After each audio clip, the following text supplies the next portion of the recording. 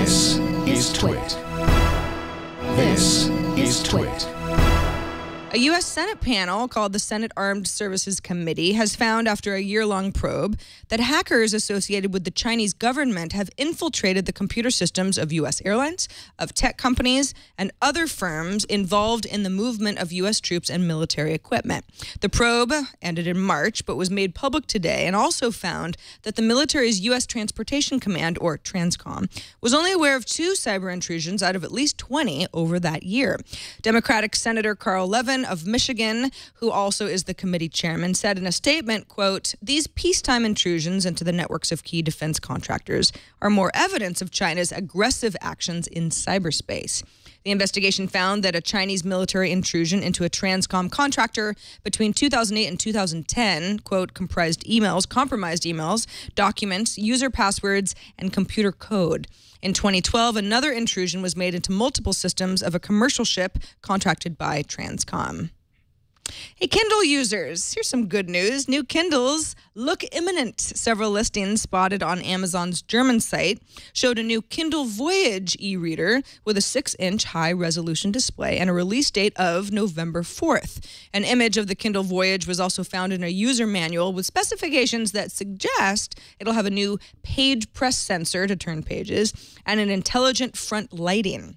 Amazon has since removed these German listings, but it appears that the new Kindle Voyage would ship in both 3G and Wi-Fi versions. Also, a cached page over at Amazon Japan also lists the Voyage model as 8 millimeters thick and 186 grams in weight, which is thinner and lighter than the current Paperwhite. Amazon lists the Kindle Voyage at 189 euros, the 3G version at 249 euros, which are pricier than the Paperwhite, so better.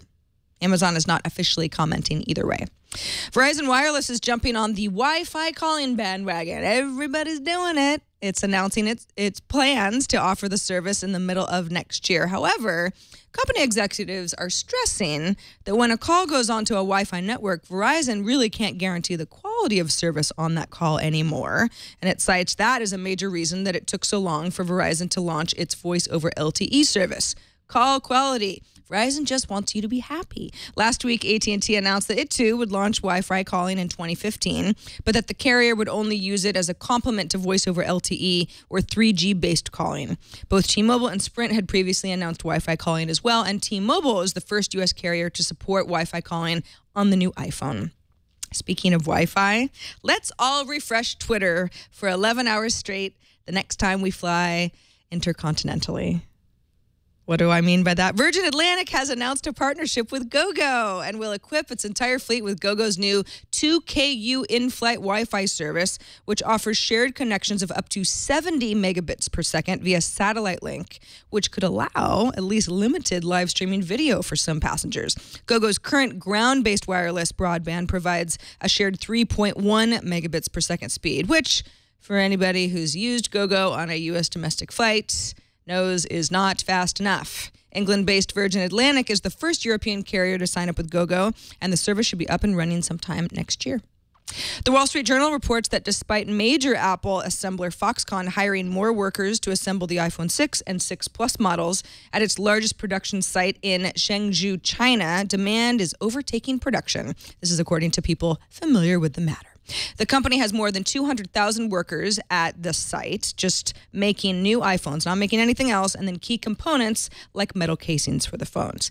Last year, Foxconn was the sole assembler of the iPhone 5S, but Taiwanese contract maker Pegatron was assigned to be the major assembler for the 5C, the cheaper model. So a lot more emphasis on Foxconn this year. An anonymous source tells the Journal, quote, "We've been churning out 140,000 iPhone 6 Pluses and 400,000 iPhone 6s every day, the highest daily output ever, but the volume is still not enough to meet the pre-orders. The current waiting time for the iPhone 6 Plus is around 3 to 4 weeks. Customers can get an iPhone 6 within about 7 to 10 business days. This is according to estimates in Apple's own online store."